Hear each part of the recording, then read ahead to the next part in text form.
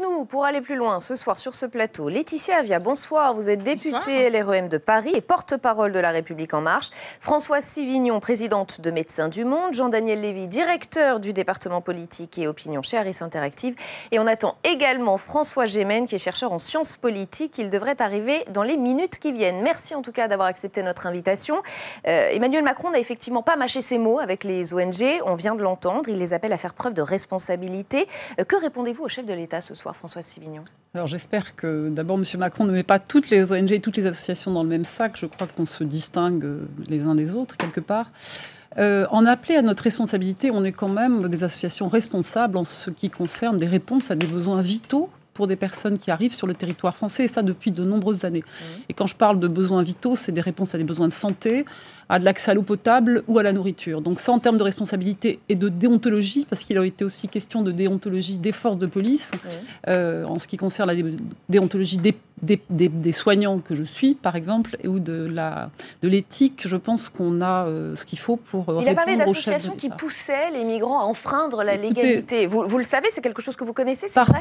Parfois, en face de situations et de traitements indignes des personnes, il nous arrive de pousser un peu loin, on va dire, les textes législatifs et de désobéir quelque peu. À vous aussi, mais c'est pas, oui, ça nous est effectivement arrivé d'être dans des cas de désobéissance civile, mais je pense que c'est pas le cœur des activités des associations. On a bien d'autres choses à dire sur la façon dont on répond aux besoins des personnes, de ces milliers de personnes qui arrivent sur le territoire français, et sur la loi dite Asile-Immigration qui a été présentée par Monsieur le Premier ministre. On va y venir. Emmanuel Macron n'a pas seulement tensé les ONG, il a également rappelé à l'ordre, ou en tout cas envoyé un message assez clair aux forces de l'ordre, des policiers priés de ne pas confisquer les effets personnels des migrants. Il leur promet en même temps une prime exceptionnelle de résultats. Il y a eu un problème de pression policière, oui ou non, à Calais? Écoutez, je pense que c'est ce que le président de la République voulait rappeler. Aucun responsable politique ne peut aujourd'hui cautionner des comportements tels que ceux qui ont été dénoncés par voie de presse ou sur les réseaux sociaux à l'encontre des migrants. Et lorsque l'on a si peu d'effets personnels, les perdre dans cette situation de détresse dans laquelle on est, c'est quelque chose que vraiment on ne peut pas tolérer. Et je le dis aussi avec force, et c'est ce que le président de la République aussi évoque lorsqu'il fait référence à cette prise de responsabilité. C'est pas tant uniquement la responsabilité lorsque justement on enfreint les règles et la loi. Bien sûr, le chef de l'État ne va pas dire qu'il cautionne le fait que des organismes soient en infraction. Mais il y a aussi le fait que moi, régulièrement, je suis interpellée sur ces comportements des forces de police. Et ma réponse est toujours la même. Où sont les éléments de preuve? Où sont les photos? Où sont les vidéos? Et si jamais elles sont là, surtout, j'en appelle toujours à la responsabilité de ceux qui les détiennent pour qu'ils justement engagent une procédure judiciaire. Vous le dites comme Gérard Collomb, ce sont des dérapages individuels. Ah non, je ne dis pas cela. Je dis que même s'il y a un dérapage individuel, tout dérapage individuel doit être sanctionné. Ce n'est pas le fait que ce soit individuel ou collectif, mais il faut apporter ces éléments de preuve, voir si ces faits sont avérés ou non. Et c'est pour ça qu'on en appelle à la responsabilité des associations qui disent avoir constaté ces comportements pour qu'elles saisissent la justice. Jean-Daniel Lévy, là on parle vraiment de Calais pour le moment et pas de cette politique d'immigration générale perçue par les Français.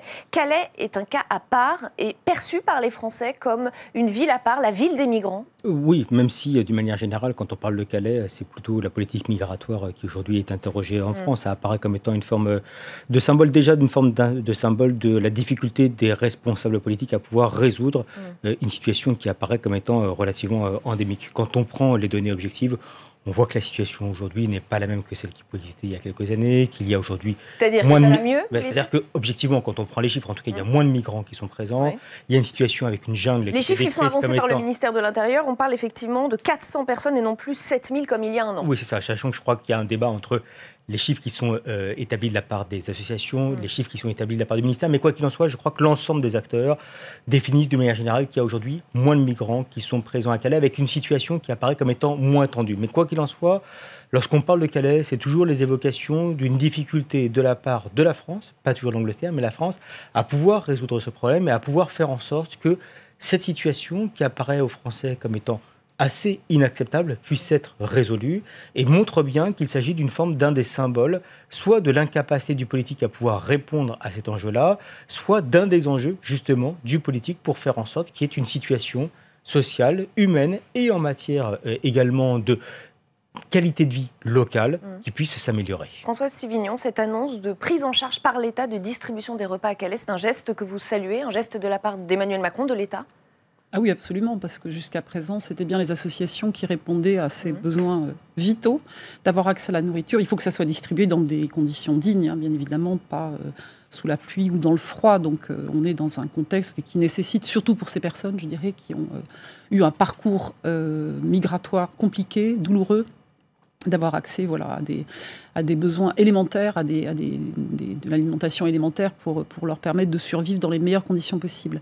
Quand on dit l'incapacité des politiques, ce que je regrette et ce qu'on regrette collectivement, et en fait Médecins du Monde a refusé de se joindre à la dernière rencontre avec M. Macron, on fait exceptionnellement la politique de la chaise vide chez Médecins du Monde. On siège, on discute, on écoute aussi ce qu'ont nous dire les politiques. Donc mais là, en l'occurrence, oui, parce que collectivement, encore une fois, on a de multiples plateformes qui accompagnent les personnes migrantes. On n'a pas été tellement concertés ni même écoutés. Et on regrette profondément. Et on l'a dit à M. Édouard Philippe, on a été très déçus de cette attitude. Pour quand même un gouvernement qui se recommande, qui se revendique issus de la société civile, il manque un étage, il manque une marche quelque part. Alors on ne va pas faire les politiques publiques, bien évidemment, mais sur d'autres sujets, comme la stratégie nationale de santé, par exemple, on peut se permettre de donner des propositions. Et là, on n'a pas eu d'espace, franchement. On le regrette profondément. On le regrette profondément. Et puis, on aura des propositions à faire, mais l'espace, encore une fois, est extrêmement réduit. Il y a une chose, vraiment, que je ne comprends pas. Lorsque l'on regrette un manque de dialogue, lorsqu'on regrette un manque d'écoute, comme vous êtes en train de le dire, je ne comprends pas pourquoi est-ce qu'on fait justement la politique de la chaise vide. Lorsque l'on a justement un moment, un forum de discussion, lorsque l'on a un président de la République qui se déplace sur place, qui consacre du temps, et on voit très bien qu'Emmanuel Macron, dans l'ensemble de ses déplacements, et quand bien même il a un agenda qui est serré, il prend le temps de répondre aux interpellations, il prend le temps d'échanger avec les différents acteurs. Moi, je pense que c'est un rendez-vous manqué, en effet, c'est un coup politique, c'est ce qui est indiqué, mais c'est dommage pour finalement ce que vous auriez pu apporter sur le fond. Donc c'est dommage pour la finalité de ce que vous voulez apporter. Ensuite, sur les rencontres, sur la méthode, moi je tiens à saluer la méthode du gouvernement, aussi bien de Gérard Collomb que du Premier ministre, qui ont reçu les associations, qui ont donné aux associations les éléments du texte loi immigration, avant même que les parlementaires aient ces textes.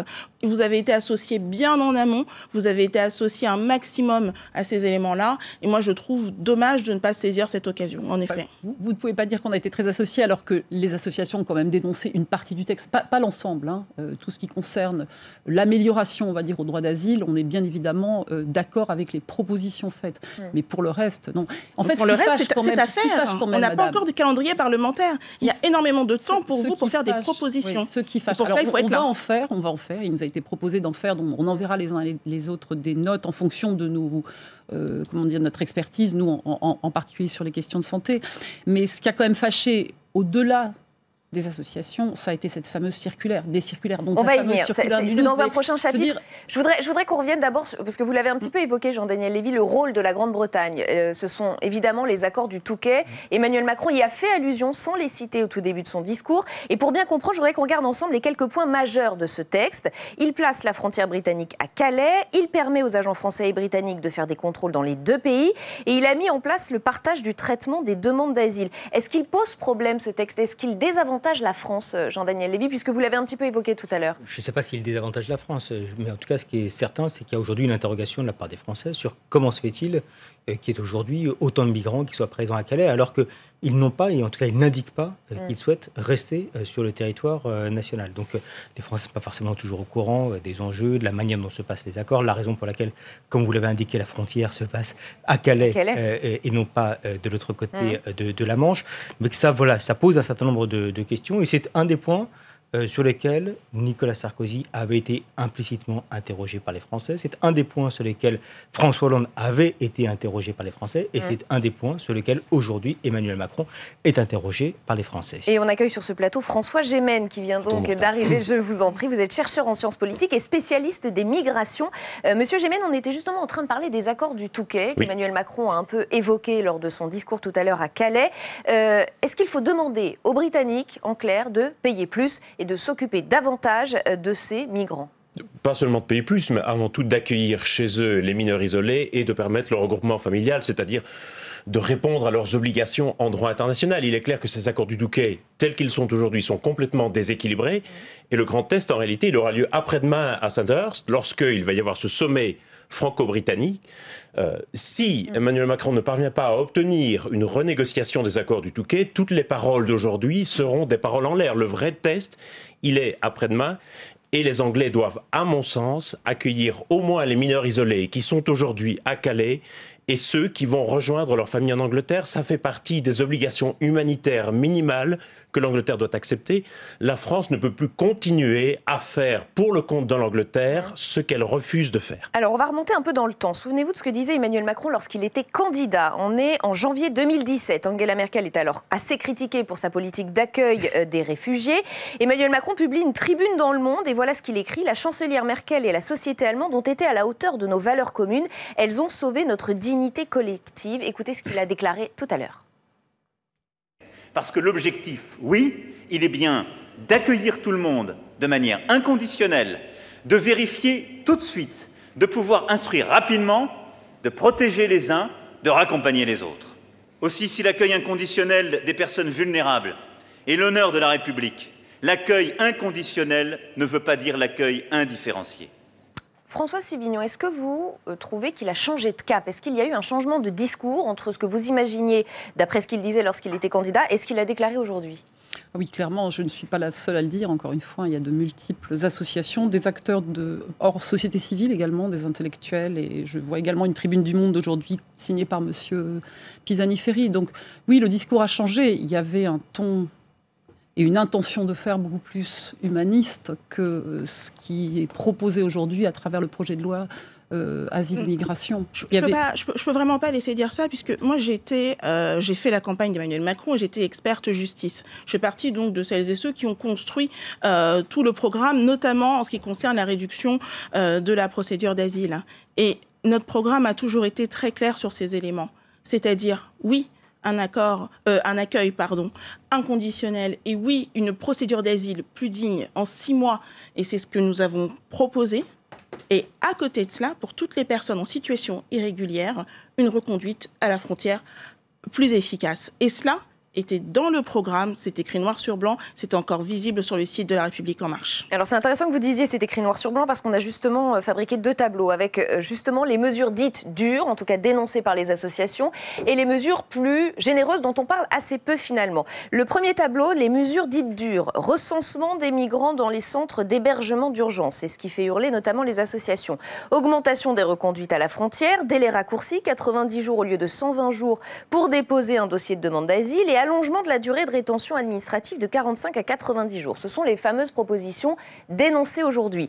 Il y a aussi les mesures annoncées plus généreuses, 400 places supplémentaires dans ces centres en 2018, allongement de 4 ans de certaines cartes de séjour, extension de la réunification familiale, augmentation du nombre d'heures pour apprendre le français. Est-ce qu'il y a eu, oui ou non, un peu caricature de la politique d'immigration d'Emmanuel Macron? François Gémen.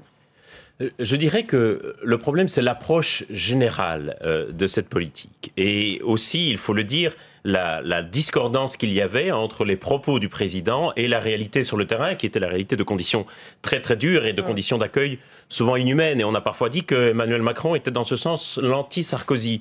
C'est-à-dire que autant Nicolas Sarkozy était très dur dans les paroles, un peu moins dans les actes, autant Emmanuel Macron, c'était l'inverse, avec un discours très humaniste, mais une réalité très dure sur le terrain.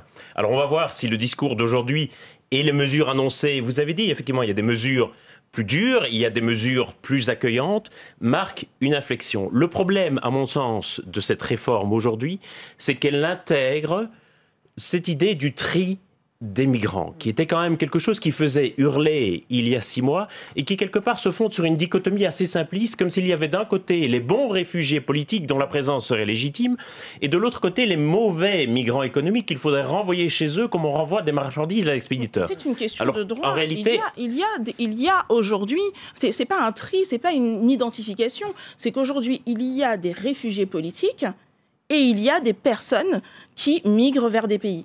Ce sont deux choses complètement... Il y a un côté à sacraliser, qui est celui des réfugiés, des demandeurs d'asile, et il y a toutes les autres sortes de migration. Vous ne pouvez pas renforcer la protection des uns au détriment de celle des autres. Et ceux qu'on voit aujourd'hui comme des migrants économiques, c'est-à-dire notamment des Africains de l'Ouest qui arrivent en France, transitent souvent par la Libye, alors que leur projet, ce n'était pas d'arriver en Europe, mais c'était de fuir leurs conditions au pays et de travailler en Libye. Et la Libye, qui est devenue aujourd'hui un camp de concentration à ciel ouvert, ils fuient la Libye, ils fuient des violences politiques, des exactions, de la torture et parfois de l'esclavagisme. Et donc, ils devraient pouvoir être considérés aussi comme réfugiés politiques. Mais s'il y a aujourd'hui cet engorgement de la procédure d'asile, qui effectivement est un vrai problème et qui motive aujourd'hui la réforme, c'est parce qu'il n'y a pas non plus en France de véritables possibilités sûres et légales d'immigration dite économique. Et donc, comme il n'y a pas d'autre moyen de rentrer en France que via l'asile, c'est cela qui fait que la procédure d'asile est engorgée. Et donc, vous ne pouvez pas réformer la procédure d'asile sans ouvrir aussi des canaux d'accès sûrs et légaux pour l'immigration économique, sinon votre politique sera... Je vais vous laisser répondre juste, François Sivignon. Je ne vais pas reprendre ce que dit très bien M. Gemène sur le... Il y a quand même une partie de la population de ces personnes qui arrivent sur le territoire français qui sont difficiles à catégoriser. Bon, on l'a dit et redit les uns et les autres avec à l'appui des recherches extrêmement précises là-dessus. Nous, on a eu une demande, par exemple, très, très précise auprès du Premier ministre qui est de considérer différemment cette population qui est étiquetée ni expulsable, ni régularisable. Il y a 30-40 000 personnes, je ne sais pas exactement. C'est quand même une demande qui n'est pas extraordinaire. Enfin, en termes de nombre, j'entends que 30 000, ça peut paraître beaucoup, mais même cette demande-là, elle n'a pas été considérée. Parce qu'il faut quand même exemplariser ces cas de figure. Ces personnes sont dans une situation extrêmement précaire, sans statut en France. Voilà. C'est juste pour exemplariser une possibilité de faire bouger. On la fera, cette proposition, parce que toutes les associations l'ont demandé. Absolument. Toutes les associations. Mais juste très rapidement sur ce dernier point, en tant que juriste, moi j'ai beaucoup de mal à considérer qu'il existe une zone de nini, c'est-à-dire qu'on a un droit où on ne l'a pas. Et c'est ça qui est la difficulté aussi de cette situation, puisque derrière il y a une situation humaine, mais un droit, on l'a ou non. Vous évoquiez tout à l'heure des mesures qui peuvent paraître et qui sont dures, dites dures, mais quand on les regarde dans le détail, quand on lit cette circulaire, combien de personnes ont vraiment lu cette circulaire? Parce qu'on entend beaucoup de choses. On entend parler d'agents de police qui viendraient trier les personnes dans des centres d'hébergement, alors qu'on a des agents qui sont des agents de la préfecture, qui travaillent déjà aujourd'hui sur tout le volet d'immigration et qui vont juste se mettre à disposition des demandeurs d'asile pour pouvoir mieux les orienter vers les centres dédiés, vers les logements dédiés. Lorsque l'on parle de l'extension, en effet, de la durée de rétention, on passe de 45 à 90 jours. C'est vrai, on double, on a l'impression que c'est beaucoup. Mais la directive européenne, si on l'avait transposée, comme tous nos voisins européens, on serait à 180 jours. Voilà. Il y a tous ces éléments de contexte aussi à prendre en considération lorsqu'on analyse cette politique. Et vous parliez tout à l'heure également de tous les migrants économiques. Oui, c'est un texte asile et immigration. Il y a le passeport talent notamment que nous allons étendre pour qu'un maximum de jeunes, de chercheurs, d'étudiants puissent venir en France dans de meilleures conditions. Et il y a tout le volet intégration qui relève de la mission de mon collègue Aurélien Taché. Emmanuel Macron fait-il finalement ce qu'attendent les Français? On va avoir besoin de vous, Jean-Daniel Lévy, pour répondre à cette question. Mais Emmanuel Macron a déjà son avis sur ce sujet. Écoutez. Parce que c'est ce que nos concitoyens attendent de nous. Ils attendent l'ordre, l'autorité là où elle doit être exercée, l'humanité à chaque instant. Et ils n'attendent pas des déclarations. Ils attendent des manches retroussées pour agir sur le terrain, dans ce cadre, avec celles et ceux qui portent la République et l'ambition de la République au quotidien. Et je vais ajouter ce tweet d'un internaute qui répondait à notre question Internet du jour. Emmanuel Macron va-t-il trop loin en matière d'immigration? Regardez cette réponse de l'ICAR. Non, il ne va pas trop loin. Il applique ce que pense la majorité des Français. Jean-Daniel Lévy.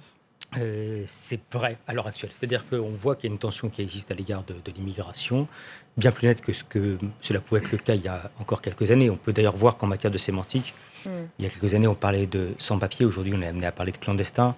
On parlait en fait de réfugiés. Aujourd'hui, on parle de migrants. Donc, il y a dans l'espace public une évolution de la nature du débat et des conditions qui amènent certaines populations à être présentes sur notre territoire. Mais du coup, vous diriez qu'il y a un clivage entre le discours des ONG et l'opinion française? Et c'est qu'aujourd'hui, on n'est pas forcément face à une population qui dit « oui, on souhaite qu'il y ait plus d'immigrés sur notre territoire ». Et quand on les interroge plus précisément, ils souhaitent qu'il y ait même une politique aujourd'hui qui amène à ce qu'il y ait un accueil de moins d'immigrés sur notre territoire. Et ce qui est une forme de nouveauté, c'est qu'il pouvait y avoir une forme de dichotomie, même si les Français ne font pas forcément le tri, entre, pour faire vite, ceux qui sont appelés à venir au nom du regroupement familial, ceux qui peuvent venir pour étudier, ceux qui peuvent venir notamment parce qu'ils sont dans des conditions sanitaires relativement précaires, et que quelles que soient les situations que l'on propose aux Français, que l'on soumet au jugement des Français, on a globalement une appétence qui est une appétence à ce qu'il y ait une politique, soit qu'il y ait autant, soit qu'il y ait moins d'accueil d'immigrés sur notre territoire. C'est quand même une évolution qui est une évolution assez nette depuis quelques années, et notamment, et vous y faisiez implicitement référence tout à l'heure, depuis 2011, depuis ce qu'on a appelé rapidement les printemps arabes, il y a une tension plus forte de la part des Français à l'égard du phénomène migratoire, et ce, quels que soient ces types de déclinaisons. Il y a des enjeux d'opinion et des enjeux politiques. Donc, d'après le Parisien, voilà ce qui se dit place Beauvau. Si Emmanuel Macron n'est pas au rendez-vous, d'autres sont à la porte. Sous-entendu, évidemment, le Front National et notamment Marine Le Pen. Que répondez-vous à cela, François Gémen ? Mais sur cette question de l'opinion publique, deux choses. D'abord, par rapport au tweet qu'on vient de voir à l'écran, même si le verbe aurait dû être accordé au pluriel, mais enfin, c'est une question secondaire, je pense qu'il y a deux choses importantes sur la question de l'opinion publique. Un, si l'opinion publique réagit de la manière que vous avez décrite, c'est d'abord parce que les images qui lui sont renvoyées de l'immigration sont toujours des images de crise. C'est-à-dire qu'on voit les bateaux en Méditerranée qui font naufrage, on voit ces situations insupportables à Calais. Donc, haro sur les médias. Et donc, non, certainement pas, parce que c'est une information qu'il est important de relayer et que c'est une situation qui se passe. Mais il convient de rappeler que l'essentiel de l'immigration en France, c'est une immigration tout à fait régulière. Ce sont des gens comme moi qui sont arrivés de Belgique il y a une dizaine d'années. J'ai jamais eu l'impression d'être concerné lorsque les Français disaient qu'ils voulaient moins de migrants. Ce que simplement les images qui leur sont envoyées sont sans cesse les images d'une situation de crise et effectivement qui génère chez les Français de l'anxiété. Et c'est bien normal. Et je crois qu'il est important de montrer et de rappeler que l'essentiel de l'immigration, ce sont des gens comme vous et moi qui ont une vie normale, qui vont emmener leurs enfants à l'école, qui répondent à des offres d'emploi, qui font la cuisine chez eux. Ça, je crois que c'est important de le dire. Les Français ne fondent pas leur opinion politique uniquement sur ce qu'ils voient dans les médias. Il y a aussi une... Non, bien sûr. Alors, c'est d'où mon deuxième élément, de rappeler que le rôle d'un leader politique, c'est aussi de former l'opinion publique et de guider l'opinion publique et pas seulement de la suivre. Envers et contre tout ? Envers et contre certainement, envers et contre tout. Dans une démocratie, ce sont les élections et non les sondages d'opinion qui doivent faire la politique. Et ça, je crois que c'est important de le rappeler. François Sivignon. Oui, pour poursuivre ce que dit M. Gémen, je pense qu'il y a tout un discours autour des migrants qui a été fortement porté pendant le temps électoral de la présidentielle, qui aurait pu changer aussi. On a, somme toute, assez peu entendu une rhétorique autour de l'apport social, de l'apport courageux que peut constituer cette population nouvellement arrivée. Et encore une fois, alors évidemment, aller contre l'opinion. L'opinion, nous, on la voit peut-être un peu différemment sur le terrain à travers des initiatives citoyennes, à travers aussi la parole de certains maires des grandes villes, grandes et petites villes, qui sont prêts à accueillir plus, différemment. Donc il y a tout ce volet-là qui est peu porté. La deuxième chose, c'est que on aurait pu espérer un courage politique ou un discours différent aussi de M. Macron. C'est-à-dire que enfin, les associations, on en parle aussi. Il y avait une opportunité, il y avait une opportunité politique qu'il aurait pu saisir pour prendre un leadership différent en Europe, finalement, et dire, OK, on va considérer ce phénomène migratoire différemment à l'aune de ce qui se passe. Sauf qu'un stratège macroniste a dit encore aux Parisiens, Angela Merkel paie très cher sa générosité aujourd'hui. Oui, et puis à côté de ça, je pense qu'il ne faut pas non plus caricaturer la position d'Emmanuel Macron. Encore une fois, il suffit de lire Révolution, il suffit d'écouter, je crois que son 3e discours de campagne, c'était sur le vivre ensemble. Bien sûr que nous avons et nous continuerons d'avoir une position humaniste et de ne pas généraliser cette vision qu'on peut avoir et qui est la vision portée aussi par l'extrême droite, de ce rejet complet de l'autre. Ce n'est absolument pas comme ça que pense la République. Ça râle quand même dans les rangs d'En Marche. Il a fallu faire de la pédagogie. Ça râlait sur la méthode, sur le fait de ne pas savoir, sur le fait de se dire mais que pouvons-nous répondre aujourd'hui puisque tout ce que nous avons, ce sont des informations qui arrivent par voie de presse. Je peux vous dire qu'à partir du moment où nous avons commencé à travailler sur le fond des mesures et où nous avons travaillé vraiment, eh bien, on a vu l'équilibre de ce texte qui repose en effet sur deux jambes. vraiment un accueil plus digne des migrants. C'est ce qui est le plus important. Moi, j'ai défendu des demandeurs d'asile. Lorsque l'on est pendant 2 ans dans une situation d'instabilité, alors que l'on sort déjà d'un théâtre de guerre, eh bien non, on n'est pas dans un accueil digne et à la hauteur de notre République non plus. Jean-Daniel Lévy, il nous reste une quarantaine de secondes. Le mot de conclusion.